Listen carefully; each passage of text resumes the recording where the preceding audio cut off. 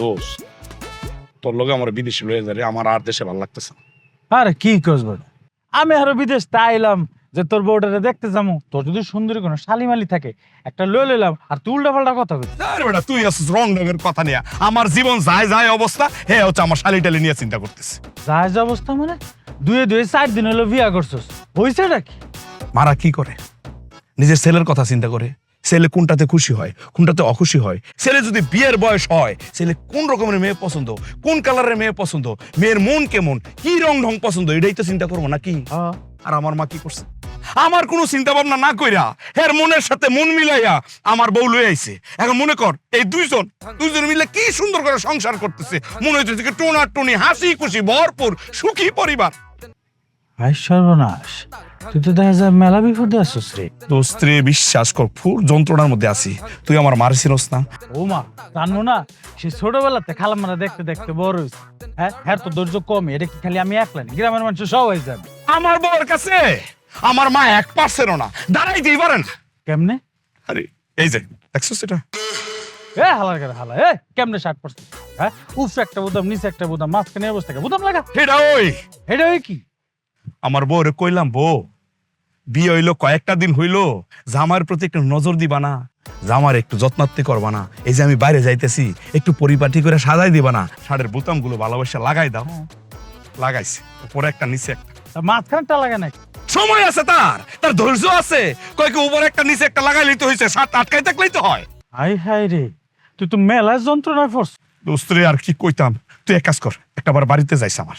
আরে কি কস তুই, বাড়ি গেলে কি আর ধৈর্য ঠিক হয়ে যাবো?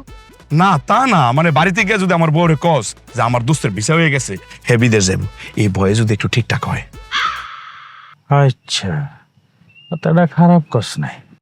অফু, আমরা তো মনে হইতেছে অঙ্কা খুব বড় লোক হয়ে পড়ছে। কেরাম্মা এই যে আমরা তো বাড়ির মধ্যে কানা খাদ্য রান্দা হরছি, তাও তুই হোটেল থেকে কানা কিনে আনছস। আমি শুনছি বড় লোকটা পরে এরম করে বাড়ির মধ্যে খাওয়া তাহে এরপরে হোটেলতে খাওয়া কিনে আনে। ওরে বাপ রে বাপ, তোমরা দুইজন মিল্লা যে স্বাদের রান্নাটা বাড়িতে করো, এই খাওন আমার গলাটা নামে না। এই কারণে আমি সিদ্ধান্ত নিছি এখন থেকে সপ্তাহে একদিন হোটেল থেকে খাবার দাবার কিনে এনে আমি খামু, আমার জীবনটা আমি বাঁচামু। আম্মা ওরে ভাষণ, আপনি এত ধোসেন পান কোনে, খাওয়া শুরু করেন তো। ধরেন আবার চামচ লাগাইছেন, এত সময় আছে চামচ দিন আমার দেই। ডাইলা লইলা দেন তোমার দিতে হবে? হ্যাঁ। আমি লই। ও মা, দুধ লইছে না? দুধ না, না, একটু ঝাঁকাই নিন, সার পড়বে নি। খাডি দুধ অফ করে গরু। এই মাংস দাও, মাংস লাও তুমি।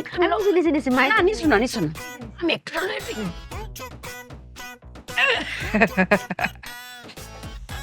আচ্ছা খাওয়া নই বাবা, হেভি টেস্ট। ওরে আল্লাহ রে, কি শুরু করছো তোমরা? কি আছে? আরে বাপ রে বাপ, কি করলা তোমরা? একটু ধৈর্য ধরতে পারো না? হ্যাঁ, এই যে মিষ্টি কুমড়া, মাছ, মাংস, ডিম, দুধ সবগুলো একসাথে লয়ে লাইছো। এই একটা একটা করে খাইতে পারতা না তোমরা? এত কাঁপে না, থামো। সামনে একটা কথা কত আমার, কি আমাকে পেটের মধ্যে যে খাদ্য থলিটা আছে এটা কি আলাদা আলাদা না একটাই? একটাই? সব খাবার তো এক পেটের মধ্যে যাবে। মানুষের এত ধৈর্য পাই কনে যে একটু একটু একটু একটু করে গিলা লাগবে? কে একবার গিলে কি হয়? ওরে আল্লাহ আল্লাহ আল্লাহ আল্লাহ আল্লাহ, এই তোমরা যা শুরু করছো তোমাদের সামনে আমি খাই দিতাম না। তোমার খাওয়া লাগবে না। তুই আমরা সামনে না খাইতালে তুই গুইরা বউ, তোর কেন না উঠছে? আম্মা, হ্যাঁ, আমি আপনারা খাওয়াই দিই, আপনি আমরা খাওয়াই দেন। হ্যাঁ, ও বউ, মজা হয়েছে। আমার মনে হচ্ছে আমারটা খুব হেভি টেস্ট হচ্ছে। তাই আমারটাও খাইও। হ্যাঁ, আমি দাও, আগে দাও, খাওয়াবো। দাও, দাও, দাও। হ্যাঁ, ওরে আমার লোক কি বউ। মজা। এ আল্লাহ আল্লাহ, আমি পারতাম না, এই বাড়িতে আমি থাকতে পারতাম না। আমি খাইতাম না, আমার নিজের ধৈর্য না সেগুলো দেয়া। আম্মা খান। Heavy taste. হ্যাঁ।